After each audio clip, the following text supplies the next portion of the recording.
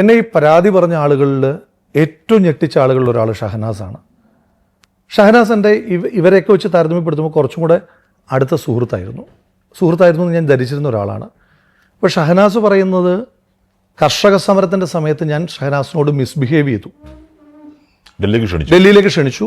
ഷഹനാസ് ചുട്ട മറുപടിയും പറഞ്ഞു എന്നാണ് ഷഹനാസിൻ്റെ ആരോപണം.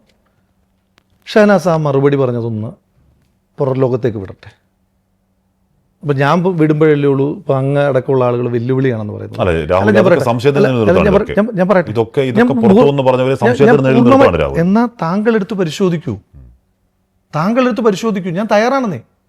അതിൽ കൂടുതൽ ഞാൻ എങ്ങനെ ക്ലാരിറ്റി വരുത്തണ്ടേ? ഇപ്പോൾ കേസുമായി ബന്ധപ്പെട്ട കാര്യങ്ങൾ എനിക്ക് പറയുന്ന റിസർവേഷൻസ് ഉണ്ട്. കേസില്ലാതെ എനിക്കെതിരെ വന്ന ആരോപണങ്ങൾ ഇതിനപ്പുറം ഞാൻ എങ്ങനെയാണ് പറയണ്ടേ? ഞാൻ ചോദിക്കുന്നു. ഇപ്പം ഞാനൊന്ന് പറയട്ടെ, ഞാൻ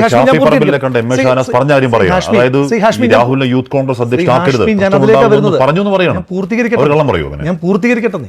ഞാൻ അതിലേക്കാണ് പറയുന്നത്. ഇനിയിപ്പോൾ ഞാൻ ചാറ്റ് പുറത്തു വിടുമെന്ന് പറഞ്ഞു കഴിഞ്ഞാൽ താങ്കൾ പറയും, ഞാൻ കാണിക്കാമെന്ന് പറഞ്ഞു കഴിഞ്ഞാൽ താങ്കൾ പറയും ഞാൻ ഭീഷണിപ്പെടുത്തുന്നതാണ്. വേണ്ട, ഷഹനാസ് തന്നെ കാണിക്കട്ടെ.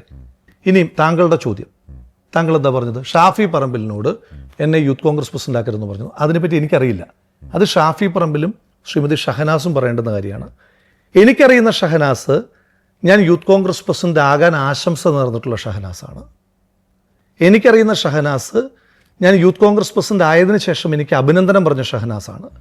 എനിക്കറിയുന്ന ഷഹനാസ് ഞാൻ യൂത്ത് കോൺഗ്രസ് പ്രസിഡന്റ് ആയതിനു ശേഷം നീ ലിറ്ററേച്ചർ ഫെസ്റ്റിവൽ അടക്കമുള്ള പരിപാടികൾ നടത്തണം എന്ന് പറഞ്ഞ് എനിക്ക് ഉപദേശം തന്ന ഷഹനാസാണ്. എനിക്കറിയുന്ന ഷഹനാസ് ഞാൻ യൂത്ത് കോൺഗ്രസ് പ്രസിഡന്റ് ആയതിനു ശേഷം എൻ്റെ ഒരു ഭാരവാഹിയെ പറ്റി എന്നോട് സൂചിപ്പിച്ച ഷഹനാസാണ്.